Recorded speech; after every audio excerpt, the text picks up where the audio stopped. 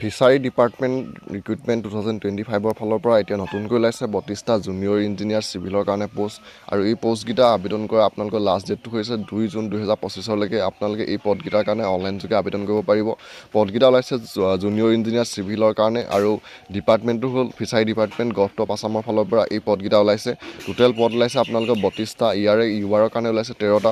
OBC MOBC কাৰণে আছে 9টা, তাৰপিছত OBC MOBC T type and আদিবাসী কমিউনিটিৰ কাৰণে আছে এটা, SC কাৰণে আছে এটা, STPৰ কাৰণে আছে 3টা, STSৰ কাৰণে আছে 3টা আৰু ইয়াৰ আপোনালোকৰ দৰমহাটো থাকিব 14,000 পৰা 70,000 টকা মাহিলী দৰমহা আৰু গেট পে থাকিব 8,700 টকা। এজ লিমিটটো আপোনালোকে 18 পৰা 40 বছৰলৈকে আবেদন কৰিব পাৰিব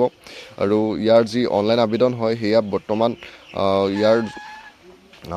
আৰম্ভ হ'ব 3 মে'ৰ পৰা আৰু বৰ্তমানলৈকে 3 মে'ৰ পৰা আপোনালোকে 2 জুন 2025লৈকে ইয়াৰ যোনটো অফিচিয়েল ৱেবছাইট আছে অসম চৰকাৰ ফিচাৰী ডিপাৰ্টমেণ্টৰ সেই ৱেবছাইটটোত গৈ আপোনালোকে 2 জুন 2025লৈকে